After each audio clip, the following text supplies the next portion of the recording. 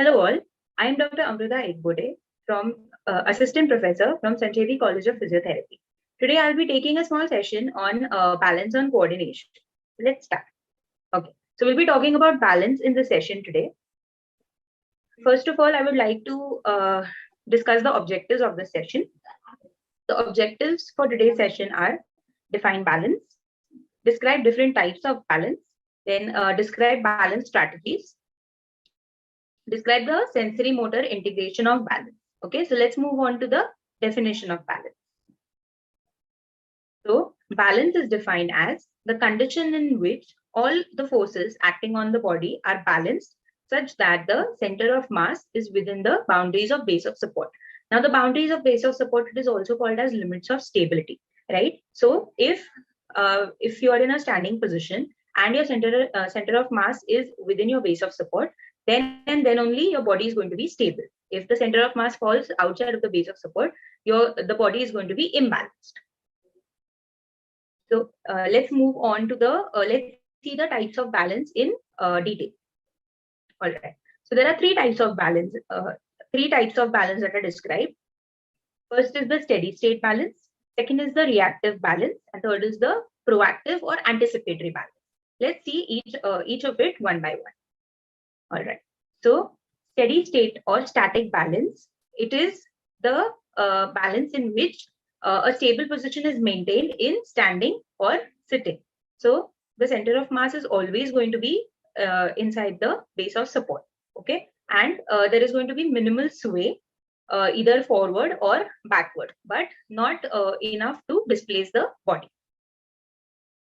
This happens when the object's center of mass is on the axis of rotation. Okay, so as you can see in the figure, the figure is in the standing position and the center of mass is here, and this the feet will define the base of support. Now, since the center of mass is between the base of support, the body is stable, and here the center of mass is also on the axis of rotation of the ankle joint, right? So if the center of mass goes forward or backward, then the body is going to be unstable and there is a risk of fall.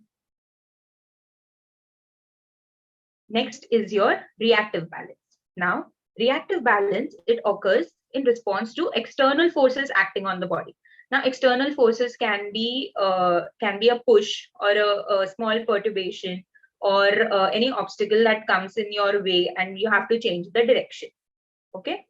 So it can be achieved either by displacing the center of mass, displacing in the sense either the center of mass can move out of the base of support, or the base of support which was previously stable can be moved. Okay. Reactive balance, it works on the feedback system which provides the sensory inputs required to initiate the corrective responses, right? So why feedback? Because since this balance is a reaction to the external force, so already the force is going to be acting on the body, right? So you are going to react according to the force that is presented or force that is put on the moving or the stationary body, right? So that is why in reactive balance the feedback systems are used. Okay. Let's see, for example, in this picture, as you can see, a person is standing on a tilt board, right? So here, as we discussed, in two ways we can reactive balance can be achieved. That is either moving the base of support or displacing the center of mass. So moving the base of support, the example is a person standing on the tilt board, and moving the displacing the center of mass whenever a therapist gives a perturbation to the patient. Okay. So now here you have to understand that the perturbation can be in any direction, right? But it should be enough to displace the center of mass, not more, so that the center of mass goes totally out of the base of support and the patient falls. Okay. So only enough so that the center of mass is just displaced and come back into the base of support. Okay. Next is your proactive balance or anticipatory balance. Okay. So anticipatory balance, as the name suggests, it is a way of anticipation.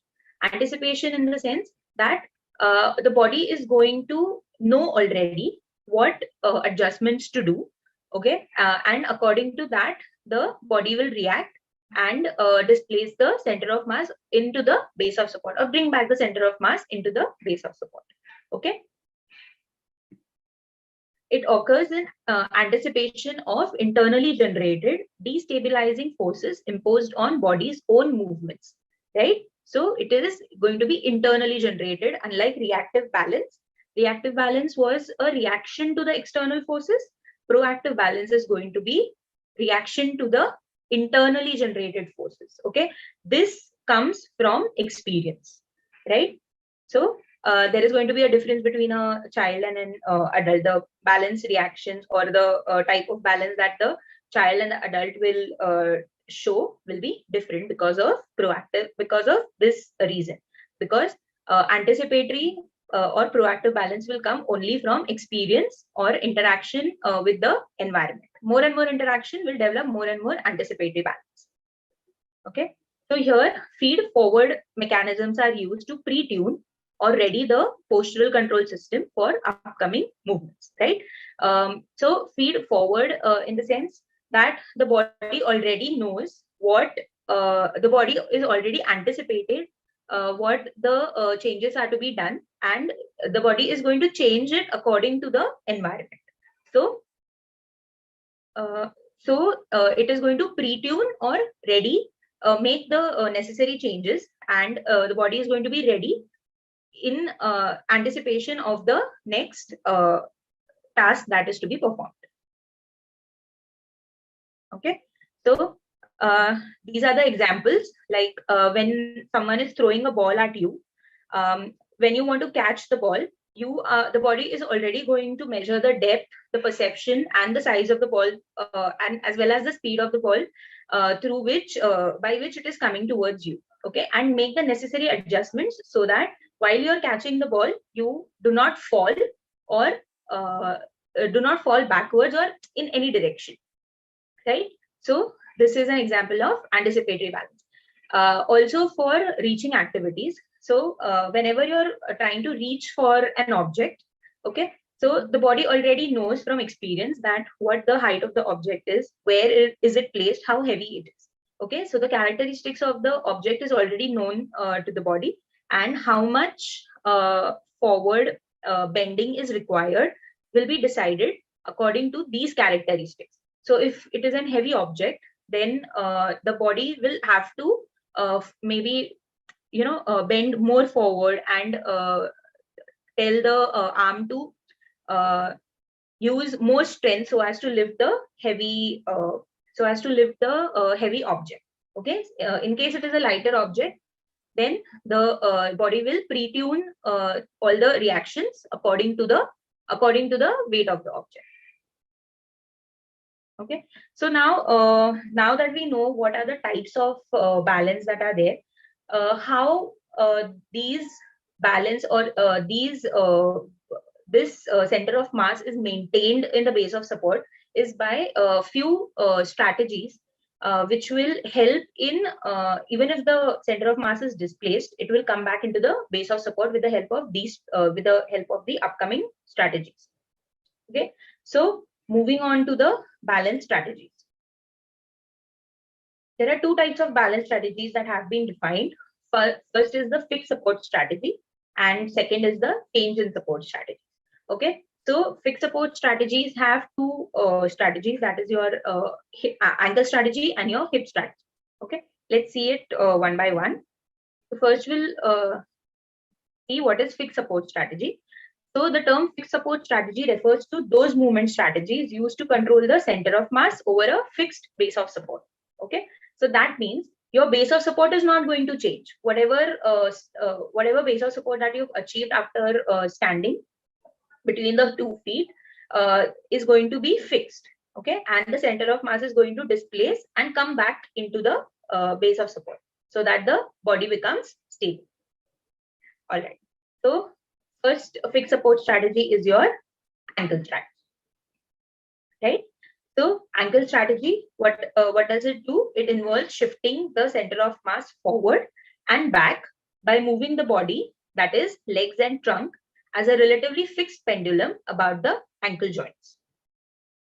So as you can see in the picture here, this is the blue picture depicts that the person is standing in a quiet stance, and if this is a result of perturbation that the center of mass is displaced, that is the external force. Okay, so giving an external force, the center of mass is displaced in a forward direction such that the center of mass remains in the base of support. Okay, but there is just a little displacement of the body. So if the perturbation is of a low frequency, then the person will use ankle strategy to bring the center of mass back into the base of support. Okay, so here, as you can see, here the feet are fixed, right? So the movement is going to be only from the ankle joint. Okay, the muscle activation in this strategy is going to be distal to proximal. Okay, so for forward sway, first muscle that is going to be activated is your gastrocnemius, then is going to be your hamstrings, and then is going to be your paraspinal muscles. Okay, as opposed to backward sway, where tibialis anterior is going to act first, then quadriceps, and then abdominals. Okay, it is used when sway frequencies are low and the disturbances of the center of mass are small and well within the limits of stability. So before, during the definition, I mentioned limits of stability. So limits of stability are nothing but boundaries of base of support. Okay, if you want to go and define limits of stability, then it is maximum distance that a person can reach without displacing the center of mass out of the base of support. Okay, so the center of mass is always going to be in the base of support, right? To maintain this inside the base of support, ankle strategy can be used. All right. Next is your hip strategy. So hip strategy involves shifts in the center of mass by flexing or extending at the hips. Okay, so before in ankle strategy, we saw that the movement was occurring at the ankle joint, right? So in the hip strategy, it is going to be at the hip joint. So flexing or extending is going to be relative to the body, right? It is not complete or physiological flexion or extension of the hip.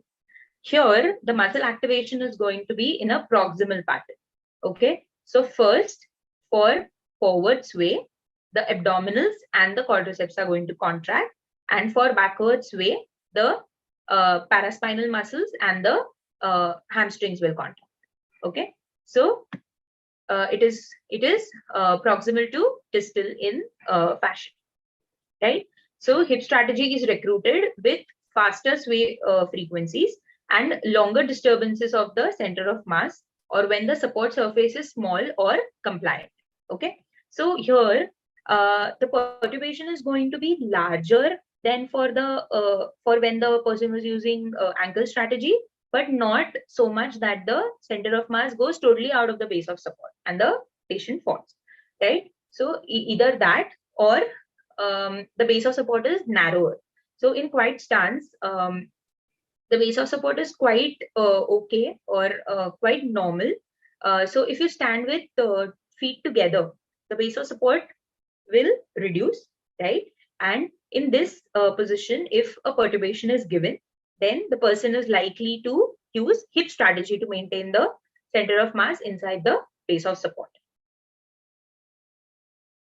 So we saw two fixed support strategies, that was ankle strategy and hip strategy. Next type of balance strategy is your change in support strategy.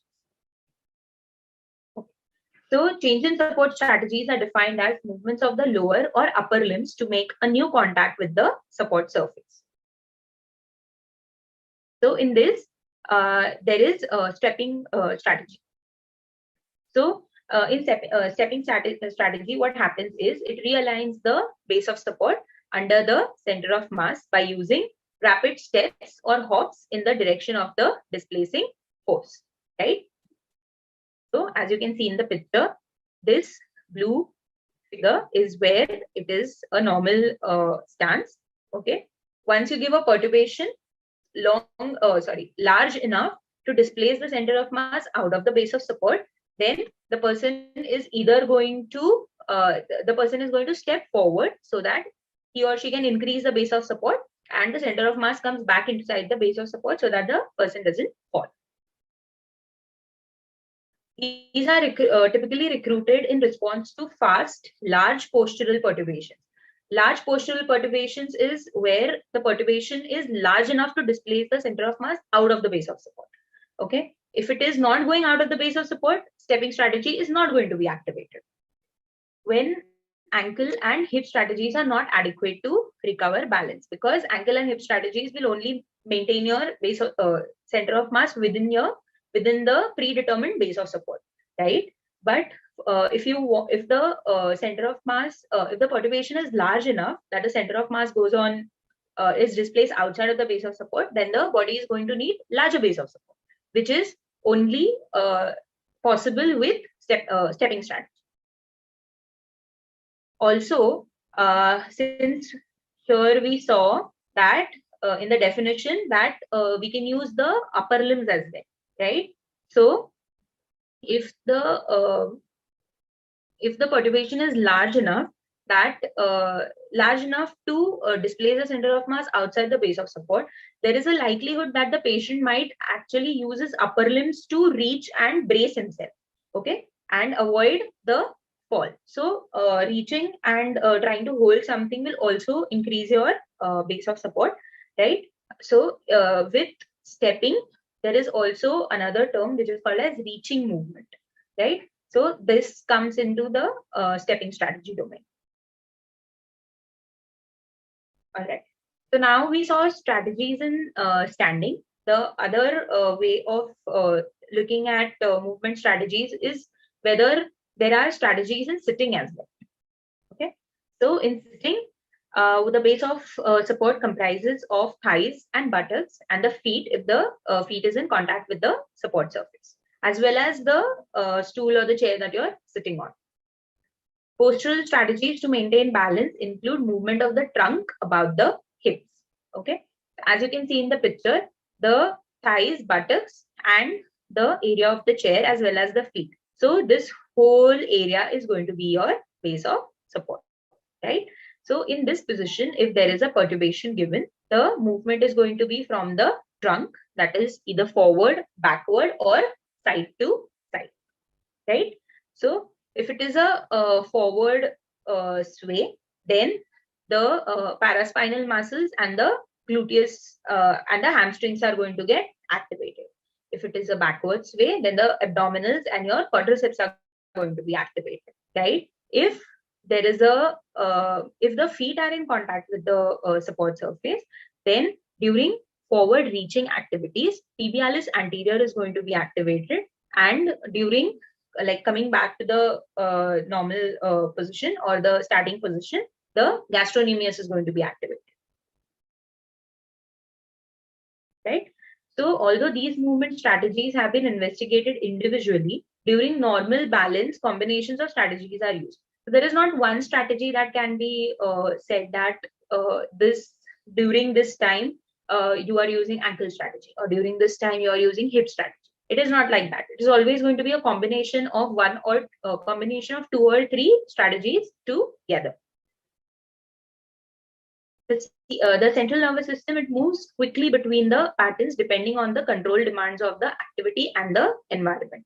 Okay, say for example, if you give a push to the person large enough to displace his or her center of mass outside the base of support, and there is nothing there is no support that can be taken with the upper limb. Still, the person is going to extend his upper limb so that the base of support is a little bit increased, and then maybe if he doesn't find any support, go on for, instead of reaching movement, go on for a stepping strategy. So when the displacement is large and ankle and hip strategies prove inadequate, a stepping strategy may be necessary to prevent a fall. right? So now that we've seen the types of movement strategies, which were ankle strategy, hip strategy, and stepping strategy, let's move on to the sensory or the neural control of balance. Okay, so balance in general, the control of balance is not limited to only one system. It is interaction of many systems and many parts of the brain. Right? It is a complex mechanism by which the person can uh, improve. The person can maintain his balance in the space. Right? So it emerges from the balance emerges from the interaction of sensory perceptual systems, motor systems, and central nervous system processes.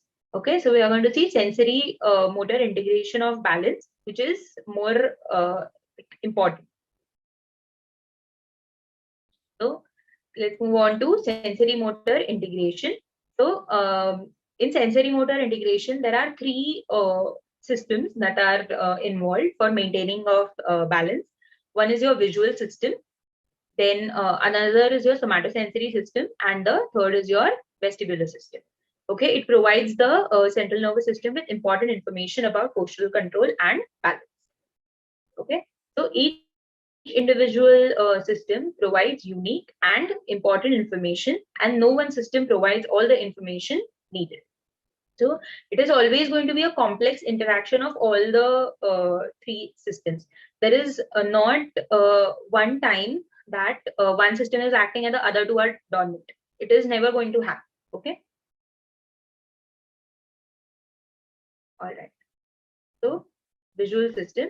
It serves as an important source of information for the ability to perceive movements and detect the relative orientation of body segments and orientation of body in space. Okay. So this ability has been termed as visual proprioception. Okay. So here, as you saw, relative orientation of body segments, it is called focal vision. There are two types of vision that have been identified. One is the focal vision and the other is the ambient vision. Okay. So focal vision this refers to relative orientation of the detection of relative orientation of the body segments. That is the relationship of head in relation to the trunk, or relationship of the trunk in relation to your lower limbs, like that. Ambient vision is where the orientation of body in space is determined. So in this, when you're standing, when there is a quiet, when the person is standing in a quiet stance, okay, where is he in the space is determined by ambient vision. Okay, so if one of the two is impaired, then your balance gets affected. Next is your somatosensory system. Okay, so it includes the cutaneous and pressure sensations from the body segments in contact with the support surface, and muscle and joint proprioception throughout the body. Okay, so somatosensory systems will include cutaneous sensations, pressure sensations from all of the body segments which are in contact with the support surface, as well as your proprioceptive inputs that come from the joints and stretch reflex or the stretch signals that come from your muscle. Okay. So this provides information about the relative orientation and movement of the body in relation to the support surface. So let's take for example that I'm standing on a flat unmovable surface. Okay, standing on the ground. So the my feet are in contact with the ground, right? So this contact is going to send signals to my brain that yeah, I'm standing on a stable surface, right? So somatosensory system is where all the body the signals from the body which is contacting with the support surface are going to send to the CNS. Next is your vestibular system. So it is an important source of information for postural control and balance. Okay, vestibular system. The parts which are important for balance are your semicircular canals and otolith organs. So the semicircular canals will detect angular acceleration and deceleration forces acting on the head, whereas the otolith organs will detect the linear acceleration and orientation of the head with reference to gravity. All right. The semicircular canals are sensitive to fast movements of the head, and the otolith organs respond to slow head movements and positional change reference to gravity. Okay. So if you're changing your position from supine to sit, right? So herein vestibular system is going to act, like especially otolith organ is going to act. Okay. So if you're walking and moving your head from side to side, right? So then semicircular canals are going to tell the body or tell the CNS that where your position of the or the movement of the head is, what is the movement of the head going on. That is, you are moving horizontally. Okay. So with respect to the movement of the head horizontally, other systems in the body will act and maintain your balance. Right. It also functions to stabilize gaze during head movements via vestibulo-ocular reflex, right? So when you're looking forward, right, and suddenly you turn your head towards the side, right? So the eye movements along with the head movements is managed by the vestibular system, which is also called as vestibulo-ocular reflex, right? And also to assist in the regulation of postural tone and postural muscle activation via vestibulospinal reflex. Okay. So when you're standing and suddenly you change a position, okay, how much position you have to change, what all muscles need to be activated, how much of the movement should occur, this all is seen by vestibulospinal reflex. Right. So there is something called as sensory weighting theory, wherein it specifies that more and more sensory input will help in determining or maintaining the balance throughout a task or throughout a particular position. So it specifies that the central nervous system weights the various sensory inputs depending on the specific sensory environment and task. Herein, it also hypothesizes that first and foremost signals which are important for maintaining of balance are the somatosensory signals. Okay, then comes your visual, and then comes your vestibular. Although maintaining balance is an interaction of all the three systems, but somatosensory system is the signals that are sent from the somatosensory systems are more important or more readily accepted by the central nervous system. Okay. So during quiet stance, the central nervous system places greater weight on somatosensory inputs. Okay, so if I'm standing, then my feet in contact with the ground are going to send more signals to my brain for maintenance of balance rather than just vision and vestibular. So during an unexpected perturbation, somatosensory inputs are activated quicker and provide much of the early restabilizing control, whereas vision and vestibular will come afterwards, right? So it has slower processing speed. So somatosensory will act first, and then vision and vestibular will come into picture. Now, if one or more systems are affected for out of the three, that is somatosensory, visual, and vestibular, then the other system takes over, right? So let's say, for example, somatosensory system is affected, right? So once that system is affected, the visual system will take over for somatosensory system, and it will help in maintaining the balance. If visual and somatosensory are affected, then vestibular system will come into picture, right? So vestibular system will act primarily to maintain the balance.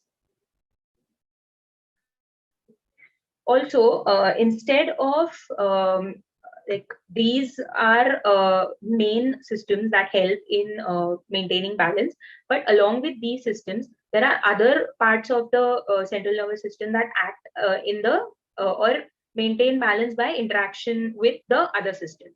So it includes cerebellum. Okay, cerebellum is your error corrector. So error corrector is wherein the movement is refined, right? So cerebellum will act in refining the movement or refining the strategies of balance that have been that the person has been using.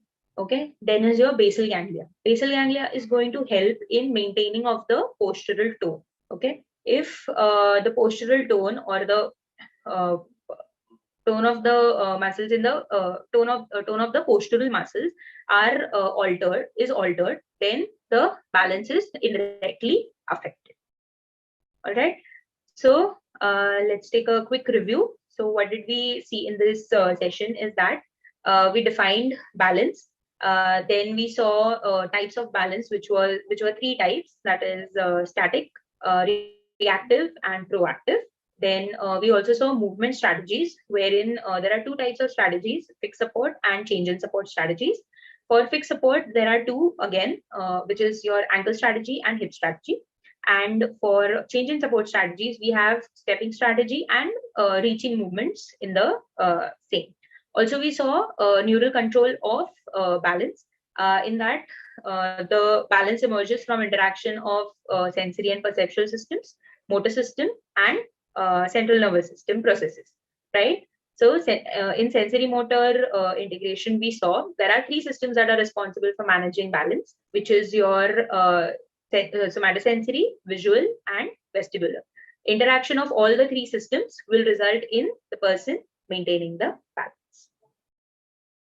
Thank you. Also, I would like to thank Dr. Parag Sancheri sir, our chairman, Manisha Sangvi ma'am, our executive director, and our beloved principal, Dr. Apurva Shimpi sir, for the constant support, as well as the technical team for making this session possible. I would also like to thank all the viewers for joining this session, and I am looking forward to interacting with you all in the next session. Thank you.